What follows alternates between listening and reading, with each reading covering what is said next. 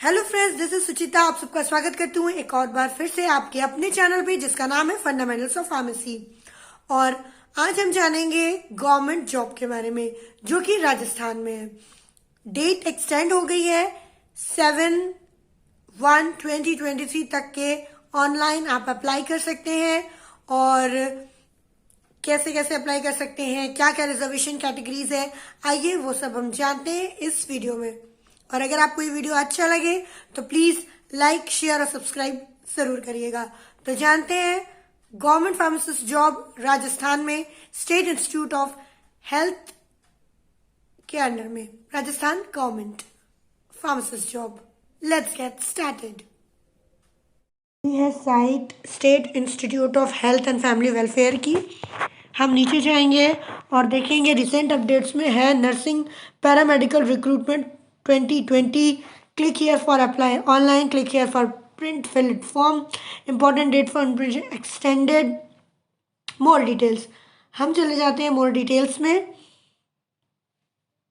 और इसमें सबसे नीचे जब अपन स्क्रॉल डाउन करेंगे तो यहाँ पे देखिए न्यू का जो है एक सेगमेंट खुल के आ रहा है। डेट एक्सटेंड हो गई है फॉर्म भरने की 7/1/2023 तक के। और इंस्ट्रक्शंस है कैसे ऑनलाइन फॉर्म भराना है, कैसे आप जो है वो अप्लाई कर सकते हैं, ऑनलाइन अप्लाई करेंगे, इंपॉर्टेंट नोटिस है और साथ में है डिटेल एडवर्टाइजमेंट। तो हम एक बार डिटेल एडवर्टाइजमेंट पर क्लिक करते हैं और देखते हैं कि इसमें क्या है। उसको डाउनलोड कर लेते हैं। देखिए यहाँ पे नर्सिंग और पैरामेडिकल दोनों के स्टाफ का जो है वो निकला हुआ है। रिक्रूटमेंट खुल रहा है, ये देखिए। अब इसमें आपको दिख रहा होगा फार्मासिस्ट सामान्य महिला की कितनी है, नॉन टीएसपी, फार्मासिस्ट टीएसपी, सब आपको जो है वो दिख रही होंगी। SC ST OBC MC EWS, reservations quota, Sahariya जो है, ये सब आपको दिख रही है। पोस्ट भी आपको यहाँ पर दिख रही है। नर्सिंग अफसर पद हेतु जो है वो अलग से लिखा हुआ है और फार्मासिस्ट पद हेतु जो है ऊपर में सामान्य महिला की 128 पद की भर्ती है फार्मासिस्ट की राजस्थान में। और फार्मासिस्ट TSP की जो है वो सामान्य महिला में 19 सीटें जो है सामान्य बता रही हूँ। उसमें बहुत सारी जो कैटेगरीज यहाँ पे लिखी हुई हैं, आप सबकी जो है देख सकते हैं कि किसमें कितनी वैकेंसीज हैं।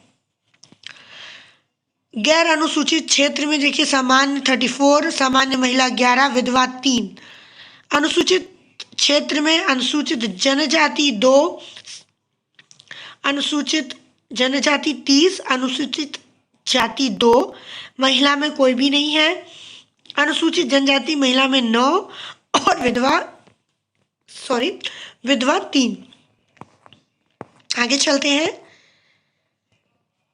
सबसे पहली बात तो राजस्थान राज्य के मूल निवासी होना आपको सबसे ज़्यादा ज़रूरी है, तभी आप आरक्षण के जो है वो पात्रता आपको मिल सकती है, आरक्षण आपको मिल सकता है यदि आप राजस्थान के मूल निवासी हैं।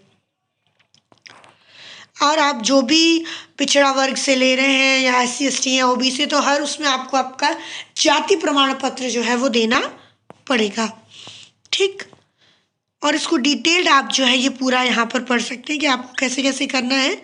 इस साइट पे जाएंगे, ये मैं स्क्रॉल डाउन करते जा रही हूँ, आप जो है वो पढ़ सकते हैं। नर्सिंग हेतु जो है वो शैक्षणिक योग्यता यहाँ पर बताई गई है। साथ ही साथ में हम फार्मासिस्ट के बारे में जो है वो पढ़ लेते हैं। डिप्लोमा इन फार्मेसी और रजिस्टर्ड होना चाहिए फार्मासिस्ट को राजस्थान फार्मेसी काउंसिल में, अनिवार्य है। अगर आप राजस्थान के मूल निवासी नहीं है या आपका रजिस्ट्रेशन राजस्थान फार्मेसी काउंसिल में नहीं हुआ है तो आप इन पदों पर जो है वो आप फॉर्म नहीं भर सकते हैं। और ये जो है फार्मासिस्ट हेतु जो है L10 लेवल का जो है वो सैलरी पैकेज लगेगा। और सीधी भर्ती द्वारा सेवा में नियुक्त सभी व्यक्तियों को नियुक्त 2 वर्ष की परिवीक्षा अवधि के लिए की जाएगी और इस अवधि के दौरान पद की वेतन श्रृंखला न देकर राज्य सरकार द्वारा निर्धारित दरों पर पारिश्रमिक मतलब फिक्स्ड रेम्युनरेशन दिया जाएगा पहले 2 साल के लिए आपको। और कोई भी भत्ता, अधिक भत्ता, ये सब जो मिलते हैं, महंगाई भत्ता, ये सब आपको नहीं दिए जाएंगे पहली 2 साल तक के। साथ ही साथ में आयु सीमा जो है वो बता देते हैं। आयु की गणना जो है वो 1/1/2023 तक के आपकी की जाएगी कि आप पहली तारीख पहले महीने 2023 में आपकी एज क्या है वो देखा जाएगा। 5 वर्ष जो है अधिक हो सकती है, सामान्य वर्ग की महिला के लिए भी 5 वर्ग अधिक हो सकती है। साथ ही साथ में राज्य सरकार जो अनुसूचित जनजाति है, पिछड़ा वर्ग है, उसकी 10 वर्ष जो है वो सीमा अधिक हो सकती है। और बाकी आप डिटेलिंग जो है इसमें पढ़ सकते हैं। मेन मैंने आपको पढ़कर बता दिया, आप ऑनलाइन फॉर्म इसमें भर सकते हैं। अब हम चलते हैं, देखेंगे instruction for filling online form.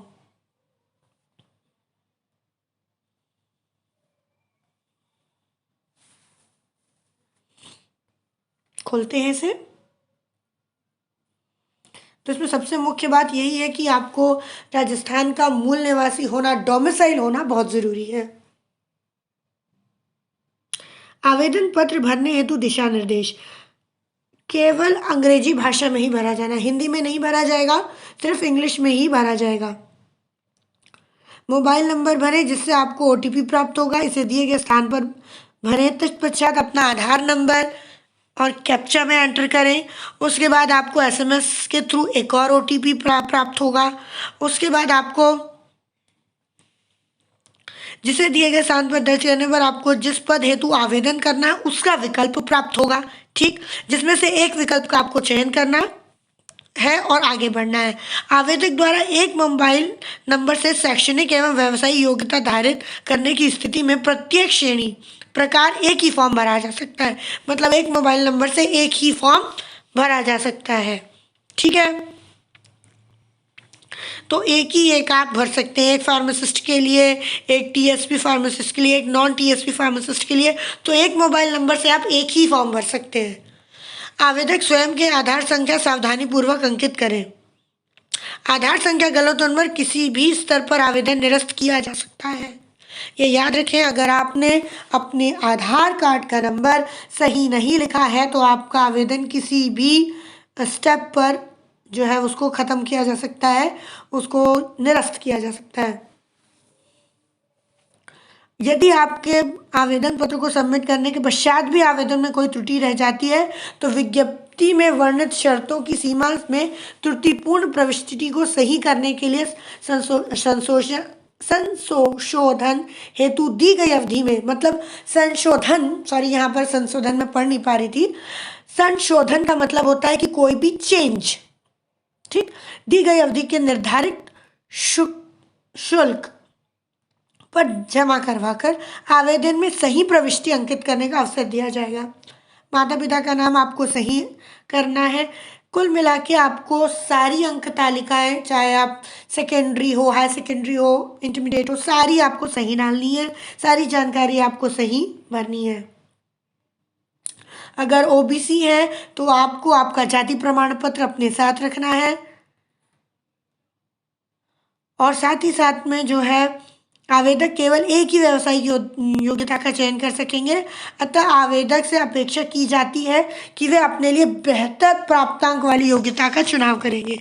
अपने लिए आपको खुद ही चुनाव करना है, जिसमें आपने अंक अच्छे अर्जित किए हैं उसी योग्यता का फॉर्म आपको भरना है।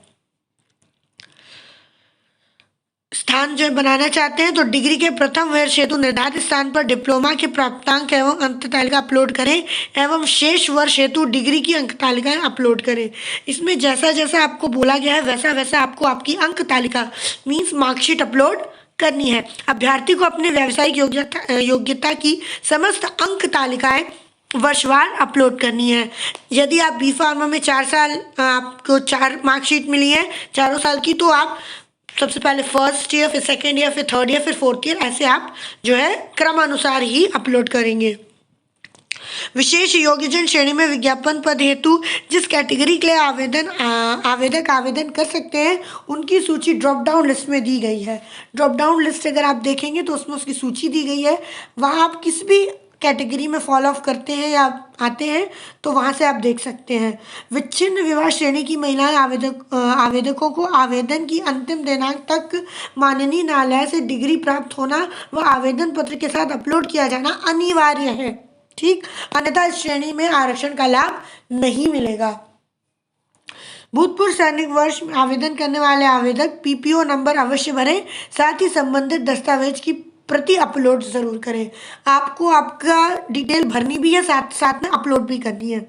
आवेदक को पूर्णतः संतुष्ट होने पर उपरांत अपना फॉर्म सबमिट करना चाहिए। आप बहुत ध्यान से अपने फॉर्म को पढ़ लें और यदि आप किसी रिजर्वेशन कैटेगरी में हैं तो उसके जो डॉक्यूमेंट्स हैं, दस्तावेज हैं, वो बहुत अच्छे से अपलोड करें और सारे जो सर्टिफिकेट्स होते हैं, अगर आप रिजर्वेशन कैटेगरी के लिए जा रहे हैं तो वो सत्यापित होने चाहिए, नोटराइज्ड होने चाहिए मतलब। बाकी आप जो है ये सारे इम्पोर्टेंट टर्मिनोलॉजी या इम्पोर्टेंट जो बातें हैं वो यहाँ पर जो है वो पढ़ सकते हैं। एक और मैं आपको 25वां पॉइंट पढ़ के बता देती हूँ। आवेदक पत्र हिंदी व अंग्रेजी दोनों भाषाओं में उपलब्ध है, किंतु अंतिम तौर पर अंग्रेजी भाषा की व्याख्या ही मान्य होगी। तो आपको फॉर्म एट लास्ट इंग्लिश में ही भरना है और इंग्लिश ही मान्य होगी। फॉर्म दोनों में रहेंगे बट आपका जो मान्य होगा वो इंग्लिश वाला ही होगा। इसलिए ध्यान से अपनी सारी चीज़ें, स्पेशली जो हिंदी मीडियम है, असेस करने में गलती होती है तो एक बार दोबारा अच्छे से फॉर्म चेक करके भरें। तो ये है आपका हमारा स्टेट राजस्थान की जो गवर्नमेंट जॉब है, state institute of health and family welfare की, जिसकी वैकेंसीज जो है वो बहुत सारी हैं और सब लोग जो है अप्लाई कर सकते हैं ऑनलाइन। तो सबको ऑनलाइन अप्लाई करना चाहिए और आप भरें। आई होप आपको ये वैकेंसीज के बारे में सब कुछ समझ में आ गया होगा। इसकी डेट जो है एक्सटेंड हो गई है, 7/1/2023 तक के ये फॉर्म भरे जा सकते हैं।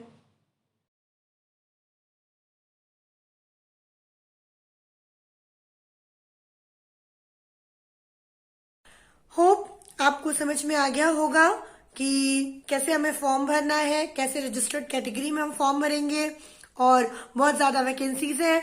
बहुत अच्छा मौका है राजस्थान के रजिस्टर्ड फार्मासिस्ट के लिए।